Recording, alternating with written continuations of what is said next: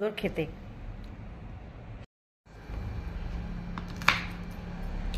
যেগুলো কচি শাক, কচি ডাঁটা, সেগুলো নিয়ে যাওয়া যায়, কিন্তু যেগুলো একটু শক্ত শক্ত ওগুলো খেতে বেশি ভালো লাগে।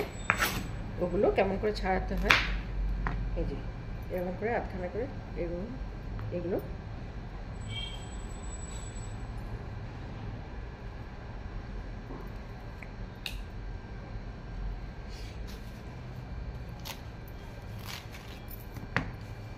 পাতাগুলো এরকম করে শাক যেমন করে কাটে শীতটা ফেলে দিয়ে এরকম করে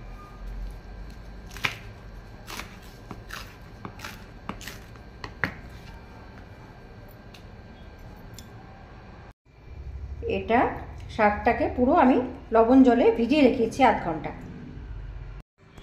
প্রেসার কুকারে আমি এই শাকটা আর সবজিগুলো আমি এরকম অল্প অল্প খোসা থাকবে এরকমভাবে কেটে নিয়েছি। এগুলো আমি একসঙ্গে সিদ্ধ করে নেব।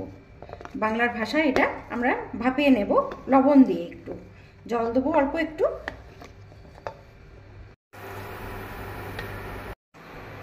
শাকটা করার জন্য আমি অল্প একটু বেসন নিয়ে নিয়েছি। এটা কী কাজে লাগাবো সেটা দেখতে পারবেন। আর সর্ষে বেটে নিয়েছি। এই বেসনটার আমি একটা বড়া ভেজে নিচ্ছি। গরম তেলের মধ্যে আমি 5 ফোড়ন দিলাম আর শুকনো লঙ্কা দিলাম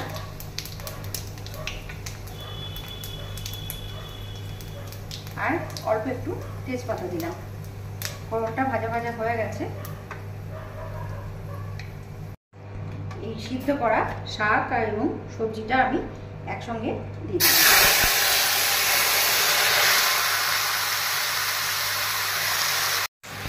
সর্ষে বাটাটা দিয়ে দিলাম, কাঁচা লঙ্কা দিলাম, হলুদ দিলাম, লবণ দিয়ে শাকটা সিদ্ধ করা আছে, তাও লাস্টে একটু লবণ দেবো পরে, এখন না।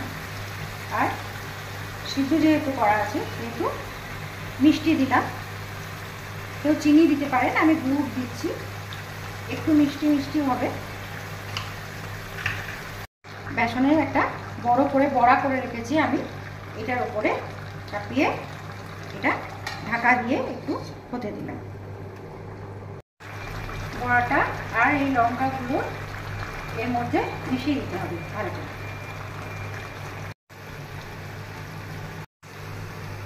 লাস্টে অল্প একটু লবণ দিয়ে দিচ্ছি।